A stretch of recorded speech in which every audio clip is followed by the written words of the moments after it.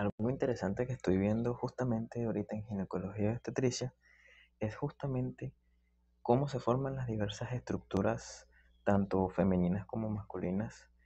en la vida durante la embriogénesis, durante esta etapa que comprende la semana número 2 y la semana número 9, donde tanto factores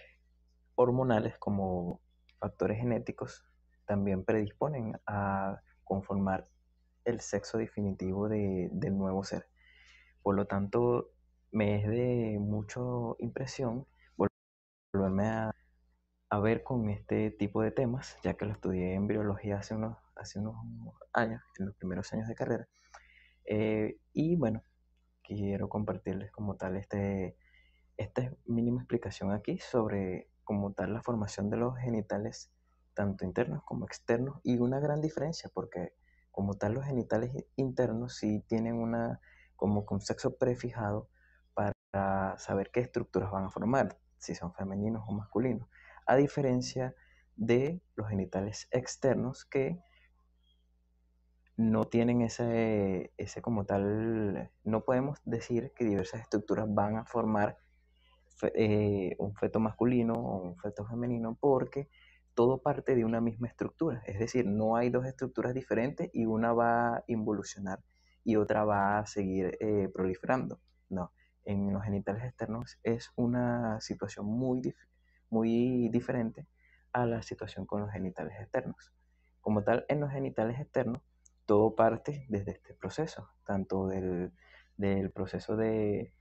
eh, espermatogénesis, ovogénesis y todos esos procesos que involucran tanto a las gónadas masculinas como a las gónadas femeninas. Vemos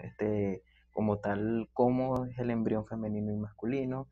el 46XX el de la madre y el 46XY, que son los cromosomas sexuales del hombre. Por lo tanto, todo esto va a definir en una cresta gonadal, que es la que se va a formar, y va a formar consecuentemente el ovario y el testículo. Ahora, vamos a lo relevante, que es a los genitales internos, que debido a ciertos factores hormonales y expresiones genéticas, en caso de que se fuese a formar un embrión masculino, vamos a tener que tanto los andrógenos van a ser producidos por el testículo fetal y la hormona antimuleriana, o como lo hemos expresado aquí, la hormona AMH. Esta va a hacer que se formen como tal las estructuras definitivas de el embrión masculino, pero también va a ser que los conductos de Müller, que son los que dan origen a las estructuras femeninas, involucionen. Por lo tanto, lo que, lo que termina por expresarse es como tal el sexo masculino en caso de que los conductos de Müller se involucionen. Por lo tanto, aquí vemos cómo se forman estas estructuras y que, que derivan tanto los conductos de Müller como los conductos de Wolff, porque ambos conductos dan origen a las estructuras definitivas, tanto femeninas como masculinas. Ahora, en el caso de los conductos de Müller, va a dar origen a los ovarios, trompas de falopio, el útero y la vagina. En el caso de los conductos de Wolff, que son los que están predisponiendo en este caso por la secreción de andrógenos y la hormona antimuleriana, como tal, ellos van a dar las estructuras masculinas, tanto como el epididimos, los testículos, conscientemente, conductos deferentes, vesículas seminales y la próstata. Y ahí va a quedar conformados los genitales internos. Ahora, con los genitales externos, es un caso todavía totalmente diferente, porque ellos parten desde una misma estructura, como tal, no hay dos, como en el caso de los conductos de Wolff y los conductos de Müller, y por lo tanto a partir de una misma estructura se van a formar debido a los diferentes factores que juegan a favor, si va a ser femenino o masculino, van a formar las estructuras definitivas, pero a partir de una membrana que es llamada la membrana cloacal, que ella se va a separar en dos, va a dar la membrana urogenital y a la membrana anal. La membrana anal, por supuesto, va a formar el ano y el recto en las estructuras definitivas, pero eso como tal es otro tema. Aquí nos vamos a enfocar en la membrana urogenital, que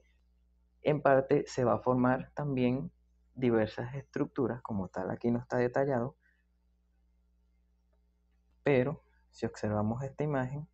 podemos ver que en la fase de indiferenciada, en el estado indiferenciado, podemos ver las diferentes estructuras que van a formar, ya que aquí encontramos esta es la membrana cloacal, aquí se va a formar el seno urogenital, los pliegues labioescrotales que están hacia los lados y el tubérculo genital. Por lo tanto, a partir de esta estructura que vemos aquí en la imagen, se van a formar tanto, tanto los genitales externos masculinos como femeninos. Entonces, algo totalmente muy diferente a los genitales internos, que debido a cierta expresión de uno u otro, van a formar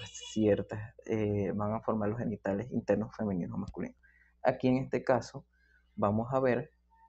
que a partir de esta misma estructura se van a formar esto que vemos acá. Como tal,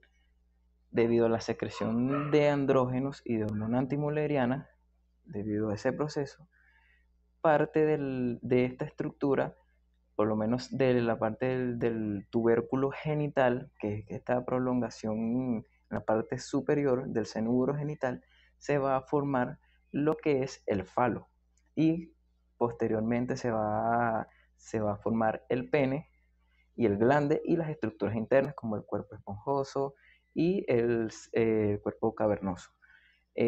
Lo que corresponde como tal al seno urogenital y los pliegues labioscotales hacia los lados, tanto derecho e izquierdo, ellos van a dar como tal en el hombre, se van a cerrar, ellos van a cerrarse y van a dar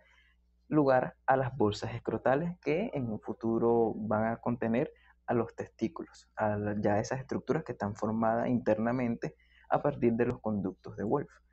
En el caso de que haya sobreexpresión para hacer un embrión femenino, lo del tubérculo genital, esa parte superior, no va como tal a crecer, solamente va a tornar un poco de tamaño, pero no tanto como en el embrión masculino, y va a formar el clítoris, los pliegues labioscrotales van a como tal a formar los labios mayores y menores, y como tal, esta estructura no va a cerrarse como si sucede en el hombre, sino que va directamente a el seno urogenital, va a formar directamente lo que es el meato urinario, la porción uretral y el orificio vaginal. Por lo tanto, me parece muy interesante saber cómo estas estructuras, a pesar de que van a formar un sexo definitivo, los genitales internos no tienen un mismo como tal proceso como si sucede con los internos. Es algo que como tal venía recordando, ya que estoy estudiando ginecología y obstetricia, y como tal este tema en un principio me pareció muy fascinante, porque al principio cuando uno lee sobre los genitales internos, tiene una cierta